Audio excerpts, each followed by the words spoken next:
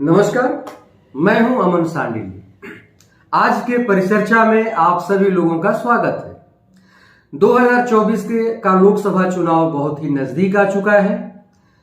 2024 के लोकसभा चुनाव की तैयारियां किस तरह की हैं, इसका अंदाजा अलग अलग पार्टियों के नेताओं के जो बड़बोलापन है या उनके जो बयान है उससे आप लगा सकते हैं।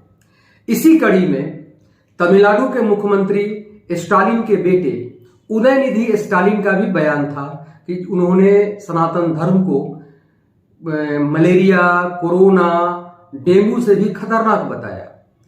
उसके साथ साथ बिहार के शिक्षा मंत्री डॉक्टर चंद्रशेखर का भी बयान आपने सुना होगा। उन्होंने सीधे सीधे रामचरितमानस के रचयिता गोस्वामी तुलसीदास जी पर भी उन्होंने प्रश्न चिन्ह खड़ा किया और रामचरितमानस के कुछ चौपाइयों पर अपनी असहमति जताते हुए विरोध किया। इसके साथ उत्तर प्रदेश के समाजवादी पार्टी के विधान पार्षद स्वामी प्रसाद मौर्य भी हैं। वो भी रामचरितमानस को लेकर के अपने विवादित और जहरीले बयानों से काफी चर्चा में रहे हैं। और भी गणमान्य बहुत सारे नेता हैं। अब सवाल ये उठता है कि जहां एक तरफ ऐसे बयानवीर नेताओं की बयानबाजियां सामने आती हैं, तो वहीं दूसरी तरफ उन नेताओं से संबंधित पार्टियां और पार्टियों के प्रवक्ता और उनके बड़े नेता इनके बयानों से अपने को अलग दिखाने का प्रयास करते हैं और उनका कहना है कि ये उनका निजी बयान है। सवाल ये उठता है कि ये नेता जो कहते हैं कि उनका निजी बयान है, ये राजनीति के तहत उनका स्टेटमेंट आता है या इसके पीछे भी कोई सोची समझी गहरी साजिश है। इसी मुद्दे पर आज हम राजनीति के अच्छे जानकार, राजनीतिक विश्लेषक और बेबाकी से अपनी राय रखने वाले हम अभिषेक कौशिक जी से इस मुद्दे पर चर्चा करेंगे। अभिषेक जी, आपका बहुत बहुत स्वागत है और इस पर क्या कहना चाहते हैं आप अपनी बात दर्शकों के सामने रखिए। इस परिचर्चा में कोई राजनीतिक विशेषज्ञ के रूप में, विश्लेषण करने के रूप में कि बैठा नहीं हूं। आज मैं बिल्कुल सनातनी के रूप में हूं, एकदम विशुद्ध सनातनी, और जो कुछ भी बात कहेंगे एक सनातनी के नाते कहेंगे, एक राष्ट्रवादी हिंदू के नाते कहेंगे। अपने दर्शकों को स्पष्ट कर दूं कि हमारी मानसिकता है कि कभी हमारे समक्ष ऐसा धर्म संकट हो कि संविधान और गीता को चुनना हो तो हम पहले संविधान को चुनेंगे। रामचरितमानस और संविधान को चुनना हो तो हम सबसे पहले संविधान की ही प्राथमिकता देंगे। तिरंगा और भगवा पकड़ना हो तो हम सबसे पहले तिरंगा ही पकड़ेंगे। इसका कतई मतलब नहीं है कि हिंदू राष्ट्र की जो अस्मिता है, जो मूल अवधारणा है, सनातन की जो अवधारणा है, इसको अपने कुंठित भावनाओं से, विचारों से और वाणियों से कोई कुठारघात करेगा तो उसे बर्दाश्त कर लिया जाएगा। मैं सब पहले ही कहा कि मैं एक राष्ट्रवादी हिंदू हूं। मैं एक ऐसा सनातनी हिंदू हूं जिसमें राष्ट्रीयता की भावना कूट कूट कर भरी हुई है। उसके लिए मैं कुछ भी, यानी पूरे देश का जो है सही सनातनी कुछ भी करने को तैयार है। मैं का मतलब सिंबॉलिक इंडिविजुअल मैं नहीं, होल सनातनी के लिए शब्द का मैं प्रयोग कर रहा हूं। अब रह गई बात जहां आप कह रहे हैं कि कोई इसको साइनाइड कह रहा है, कोई कहता है कि मलेरिया और डेंगू और कोरोना से भी खतरनाक है सनातन, तो ये अपने बाप दादा पुरखे के इतिहास में जाए जयचंद कि इनके बाप दादा कौन थे। और बिहार के शिक्षा मंत्री को सबसे पहले हम सलाह देते हैं कि अगर इसको इस धर्म से और इस धर्म के धर्म ग्रंथों से इतना ज्यादा एतराज है, इतनी कठिनाइयां हैं, इतनी मुसीबत है, तो भारतीय संविधान जिसकी रक्षा की बार बार चर्चा करते हो कि वह खतरा है और उसके लड़ाई लड़ने का एक झूठा नैरेटिव तैयार करते हो, उसी संविधान का कसम है तुम्हारा कि वही संविधान तुम्हें अधिकार देता है कि तुम अपना धर्म परिवर्तन कर सकते हो। कोई तुम्हारे बीच में आड़े नहीं आएगा। खुली चुनौती है इस शिक्षा मंत्री को। संविधान का कसम है कि वही संविधान तुम्हें अधिकार दे रहा है, बाबा भीमराव का जो सम्मानीय संविधान है जिसमें हम अपनी आस्था रखते हैं, कि तुम अपना धर्म परिवर्तन कर लो। जहां जैसे तुम्हारी आस्था है, तुम्हारी विश्वास, उसी में जाओ। लेकिन कौन तुमको अधिकार दिया है हमारे सनातन पर उंगली उठाने का? कौन दिया है?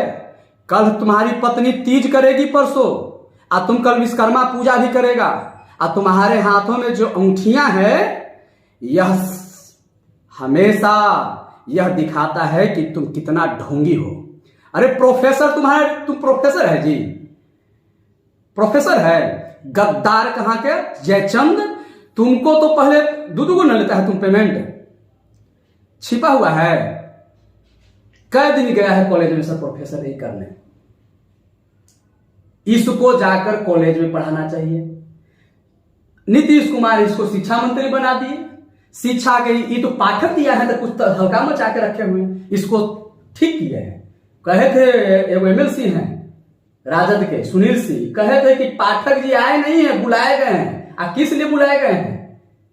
वो बुलाए गए हैं कि शिक्षा मंत्री के सैंत देंगे। सैंत शब्द का प्रयोग किया है। अच्छा, हाँ, एगो अथिया में सुनील सिंह का स्टेटमेंट। हाँ, वो एकदम एक बिहार में एक रेपुटेटेड जो है कि डिजिटल प्लेटफॉर्म है, न्यूज है, उसमें वो कह रहे हैं कि सैंत देंगे। अच्छा, एक सवाल मेरा है, ये शिक्षा मंत्री ने जिस तरह से कई बार विवादास्पद बयान दिया है ना, नहीं, मैं ये कहना चाह रहा हूँ, तेजस्वी जी भी अपने को उससे अलग कर रहे हैं, नीतीश कुमार जी भी अलग कर रहे हैं। अरे सब कोई लेके डूब जाएगा। नहीं, मेरा कहना है, हम एक थोड़ा सा कंक्लूड कर लेते हैं।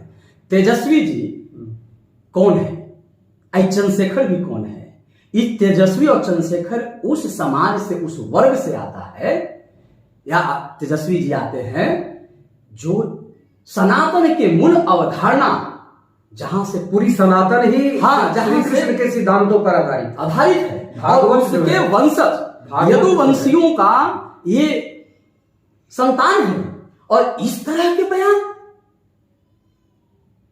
आज भगवान कृष्ण भी होंगे या कहीं होंगे तो अपने ही वंशजों पर उन्हें घृणा और उनको थूकने का मन करता होगा। इस सब पर बताइए, जिस पर सारा धर्म जो है कि पूरे सनातन का आधार है, स्तंभ है, जहां से हमारे सनातन की धाराएं प्रस्फुटित हुई है, और उसी धारा को मलिन कर रहा है, उसी धारा से उत्पन्न होने वाला। हमको तो लगता है कि इस तरह के बयान से तेजस्वी को, नीतीश जी को कभी फायदा नहीं होगा, बशर्ते कि नुकसान, क्योंकि जो सनातनी यदुवंशी हैं, जो सनातन में विश्वास करने वाले जो लोग हैं, चाहे किसी जाति के हों, कल परसों महिलाएं तीज करेगी, बिहार की महिलाएं, वो सिर्फ एक जाति के तीज करेगी। अभी माननीय आदरणीय लालू प्रसाद यादव जी, राबड़ी जी, ये लोग जब अपने गांव गया था, मंदिर भी गए। आप जानते हैं कि राबड़ी जी और लालू जी को धर्म में, अब मतलब क्या कहें, एक इतनी आस्था है, इतनी आस्था है। नहीं, लालू जी, ये लोग आस्थावान हो। लालू जी में मिल जाएगा। लालू जी धार्मिक नहीं है, लालू जी में मिल जाएगा। ये क्या बोलते हैं, चंद्रशेखर। हमको तो लगता है कि इसको कोई ना कोई बहुत अच्छा फंडिंग किया है, पैसा उसा भी दिया है, इसको आश्वासन भी दिया है कि तुमको हम कहीं केंद्र की राजनीति में ले जाएंगे। भारतीय जनता पार्टी का एजेंडा रहा है हिंदू का। भारतीय जनता पार्टी हमेशा अपनी वोटों को इकट्ठा करने का प्रयास करती है, इस तरह की बातें बोला करती थी, उनकी परंपरा रही है। लेकिन उसके जाल में, उसके ट्रैप में विपक्ष को जो फंसा रहा है, ये लोग समझ नहीं पाए। समझ रहा है लोग, ये सब राजनीति के कखल का विज्ञान नहीं है। और स्पष्ट कर दे कि लालू जी कभी भी ऐसा बयान नहीं दिए हैं जिससे कि हिंदू धर्म, सनातन धर्म आहत हो। वो तो छठ व्रत किए, चैलेंज करके कहे शिवसेना रोक रहे कि महाराष्ट्र में क्या रहे थे, तुमको हम छठ करके दिखाते हैं। ये दूसरी बात है कि आज शिवसेना इन्हीं के खेमा में है, लेकिन एक समय था। बिल्कुल। तो हिंदू धर्म के लिए, सनातन धर्म के लिए लालू प्रसाद लड़ने वाले योद्धाओं में से रहे हैं, ये कभी विरोधी नहीं रहे हैं, कभी नहीं। लेकिन ऐसा नेता जो उनके ही कुनबा में है, उनके ही पार्टी में है, उनकी ही सरकार में है, वो उनको ध्वस्त कर रहा है, दीमक की तरह खा जाएगा। तो इस पर उनको विचार करना चाहिए, खास करके तेजस्वी को विचार करना चाहिए। और आपको इसलिए कि आपके यहां हाल फिलहाल में आपके एक भाई है तेज प्रताप जी, सनातन के लिए जी रहे हैं, सनातन के लिए मर रहे हैं। कैसा बर्दाश्त होता है आप लोग को जी, समझ में नहीं आ रहा है। अरे महाराज, चंद वोट के लिए कल आज आपके पास है, परसों उसके पास रहेगा, तरसों उसके पास रहेगा, जी आप ही जिएगा। राम जी चले गए, कृष्ण चले गए, सब चले गए, महावीर चले गए, आप यहां हमेशा रहिएगा, लेकिन सनातन शाश्वत है, यही रहेगा। और समाज और इतिहास दोनों आपको माफ नहीं करेगा। इसलिए ये जो दिवालियेपन है, इस मानसिक दिवालियेपन वाले जो मंत्री को रखे हुए हैं, इसको अविलंब सनातनी के रूप में कह रहे हैं कि अविलंब इसको हटाइए। और हटाइए नहीं, इसको एकदम राजनीति के मुख्य धारा से समाप्त करिए, नहीं तो आप लोग को समाप्त कर देगा। 24 नहीं 25 का भी सपना आपका साकार नहीं होने देगा। आप लोग का ये पक्का दुश्मन है और आप लोग को यह बयानवीरी से क्षति पहुंचा रहा है। आप सब पक्का सनातनी है, खास करके लालू जी के परिवार। अभी आप गए थे वहां देवघर, वहां भी पूरा दूध भगवान पर चढ़ा उड़ा के आए हैं, दर्शन कर लिए हैं, कहे हैं कि हम भाई विपक्ष लड़ेंगे, हिला देंगे, ऐसे करेंगे वैसे करेंगे। अपना उनका एक निराला अंदाज है लालू जी का, उसी अंदाज में कहे हैं। लेकिन ये है, अब एक बात कह के हम अपनी बात को समाप्त कर लेते हैं कि सुनो चंद्रशेखर, तुमको बहुत अपना ज्ञान है ना, विद्वता पर यदि गरुड़ है तो देश में एक से एक विद्वान बैठे हुए हैं, जाके कर लो। आए थे बिहार में तो तुम्हारे छठी के दूध याद कराने के लिए आह्वान किए थे, जी हाँ, रामभद्रा स्वामी जी। तो तुमको कुमार विश्वास भी चुनौती दिया है। ऐसे बहुत सारे लोग हैं जो तुमको, यदि तुम्हारा संशय है तो उनसे तुम जाकर समझ सकते हो, सीख सकते हो, उनकी बात को सुन सकते हो। शास्त्रार्थ करने की क्षमता तुम में नहीं है, समझ सकते हो यदि कोई संशय है तो। और इस तरह से चीजों से, बयान से बचो। एक बार फिर कह दे रहे हैं, ये सारी बात जो हम कहे हैं ये हमारी अपनी निजी बात है, निजी विचार है, और यह विचार स्वतंत्र सनातनी के रूप में है। बहुत बहुत धन्यवाद कौशिक जी। अभी आप कौशिक जी को आप लोग सुन रहे थे। डॉक्टर चंद्रशेखर का बयान निश्चित तौर पर सनातनियों के लिए, सनातनियों को मर्माहत करने वाला है। ऐसे बयान से डॉक्टर चंद्रशेखर को बचना चाहिए, लेकिन ये अपनी आदतों से बाज नहीं आ रहे हैं। समाज में हम लोग जाते हैं, घूमते हैं, गांव-गांव भी जाते हैं, हर जगह जाते हैं। हर जगह जब भी हमने लोगों से प्रश्न किया, चाहे वो अगड़े हों, पिछड़े हों, दलित हों, महादलित हों, अति पिछड़े हों, कोई भी वर्ग हो, या मुस्लिम समुदाय भी हो, किसी ने भी चंद्रशेखर के बयान का समर्थन नहीं किया। सब लोगों ने कहा कि डॉक्टर चंद्रशेखर का बयान बेहद निंदनीय है। यहां तक कि जो यादव समाज है वो भी कुपित और चंद्रशेखर के बयानों से आहत दिखा। यादव समाज के लोगों का कहना था कि डॉक्टर चंद्रशेखर ये स्वयं का तो नुकसान, हिंदू समाज का नुकसान तो कर ही रहे हैं, साथ साथ ये लालू प्रसाद यादव जी की एक लंबी जो राजनीति रही है, समाजवादी राजनीति रही है, एक ऐसी राजनीति रही है जो सभी धर्मों को एक साथ लेकर के चलने वाली राजनीति रही है, उस राजनीति को भी कहीं ना कहीं ये नुकसान पहुंचा रहे हैं, क्षति पहुंचा रहे हैं।